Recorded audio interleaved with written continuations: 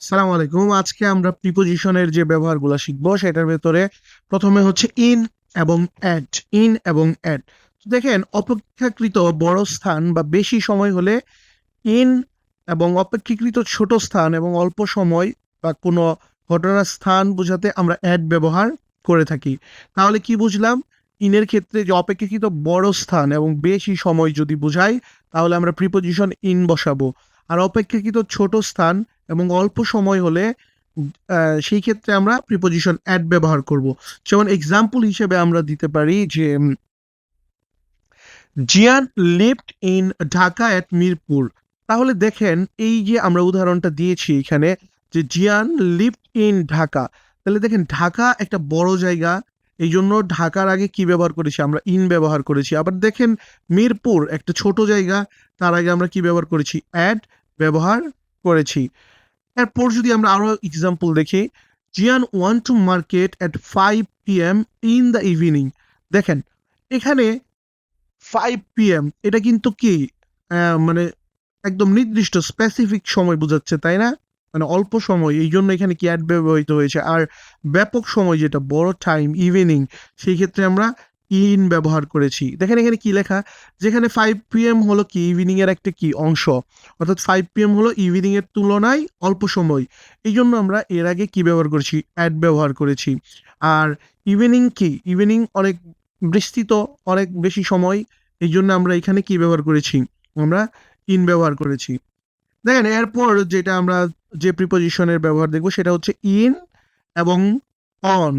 দেখেন দিন বা তারিখের পূর্বে আমরা অন ব্যবহার করি। প্রথমত যেটা আমরা দেখব সেটা হচ্ছে দিন বা তারিখের পূর্বে আমরা অন ব্যবহার করি। মাস বা বছরের পূর্বে কি ব্যবহার করি? ইন ব্যবহার করি। যেমন I want to Dhaka on Sunday in December. তাহলে দেখেন এইখানে অন সানডে, অন সানডে এটা কি? এটা হচ্ছে দিন বা তারিখকে বোঝাচ্ছে, তাই না? দিনকে বোঝাচ্ছে। আর ডিসেম্বর এটা কি বোঝাচ্ছে? এটা হচ্ছে মাস বোঝাচ্ছে। তাহলে মাস বা বছরের পূর্বে আমরা কি ব্যবহার করি? আমরা ইন, এবং দিন বা তারিখের পূর্বে আমরা কি ব্যবহার করি? অন ব্যবহার করি। আচ্ছা, আমরা যদি এরপরে আরো কিছু প্রিপোজিশনের ব্যবহার দেখি, দেখেন এখানে খেয়াল করেন, এখানে আমরা বলছি যে যদি কোনো কিছু তল স্পর্শ করে থাকে তাহলে সেই ক্ষেত্রে আমরা অন ব্যবহার করি। যেমন দ্য বল বা the book is on the table, অথবা the ball is on my head, আমার মাথায় কি বলটি। অথবা আমরা যদি আরেকটা এখানে যে এক্সাম্পল আছে যে the book is on the table, দেখেন এখানে টেবলের সাথে একদম স্পর্শ করে আসে, তল স্পর্শ করে বইগুলো আছে, এই জন্য আমরা এখানে প্রেপোজিশন অন ব্যবহার করেছি। দেখেন এরপর আমরা যদি দেখি তলের উপর গতিশীল যদি থাকে, কোনো কিছুর উপর গতিশীল যদি থাকে সেই ক্ষেত্রে আমরা ওভার ব্যবহার করি। যেমন the plane flew over the tower. তাহলে ওভার কখন ব্যবহার করলাম? আমরা ওভার ব্যবহার করলাম যখন উপরে কি গতিশীল কোনো কিছু বোঝাচ্ছে, সেই ক্ষেত্রে আমরা ওভার ব্যবহার করেছি। সো আমরা দেখেন আবার যদি দেখি যে উপরে আছে কিন্তু স্থির অবস্থায়, সেই ক্ষেত্রে আমরা অ্যাবভ ব্যবহার করি। যেমন দ্য স্কাই ইজ অ্যাবভ আস, তার মানে স্কাই আমাদের মাথার উপরে, এটা স্থির হয়ে আছে, সেই জন্য আমরা উপরে বাট স্থির অ্যাবভ বুঝিয়েছি। দেখেন আমরা আরো যদি কিছু ব্যবহার দেখি, কোনো কিছুর ভেতরে অবস্থিত বোঝালে কি ব্যবহৃত হয়? প্রিপোজিশন ইন ব্যবহৃত হয়। যেমন the students is in the classroom, তাহলে ভেতরে কোনো কিছুর অবস্থান হলে আমরা কি ব্যবহার করেছি? ইন। আবার আমরা যদি ভেতরে গতিশীল কিংবা ভেতরে প্রবেশ করছে বা অবস্থার পরিবর্তন বোঝালে ইনটু, যেমন হি ওয়ার্কড ইনটু দ্য ক্লাসরুম, দেখেন ক্লাসরুমের দিকে প্রবেশ করতেছে, গতিশীল অবস্থায় আছে। The teacher is going into the classroom, শিক্ষক ক্লাসরুমে যাচ্ছে। তাহলে গতিশীল কোনো কিছু যেমন বাইরে থেকে ভেতরে প্রবেশ করছে, সেটা হলে আমরা ইনটু প্রিপোজিশন ব্যবহার করি। এবং বাই আর উইথ এর ব্যবহার আমরা যদি দেখি, দেখেন যে করে তার পূর্বে বাই ব্যবহৃত হয়, এবং যে যন্ত্রের দ্বারা করে তার পূর্বে উইথ বসে। তাহলে কোনো কাজ, কোনো ঘটনা যে করে তার পূর্বে বাই, এবং যে যন্ত্র বা যেটা দ্বারা করা হয় তার পূর্বে উইথ প্রিপোজিশন বসে। যেমন আমরা যদি এক্সাম্পল দেখি, the dog was beaten by the boy with a stick. তাহলে দেখেন দ্য বয় ওয়াজ বিটেন, তাহলে কুকুরটাকে মারা হয়েছিল তার দ্বারা, বাই দ্য বয়, এখানে কে মেরেছিল?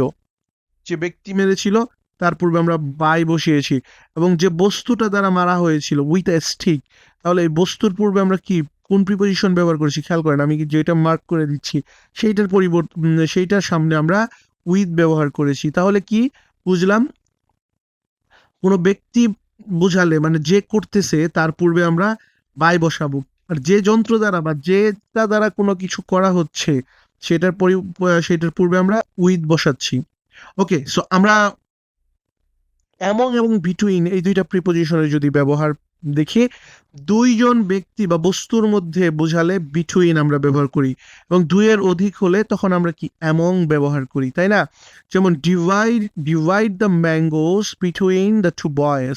দেখেন এখানে দুইজন ছেলের মধ্যে কি করতে বলেছে, কলাগুলো ভাগ করে দিতে বলেছে, তাহলে দুইজন ছেলে, এই জন্য আমরা বিটুইন ব্যবহার করেছি। Divide the bananas between the two boys.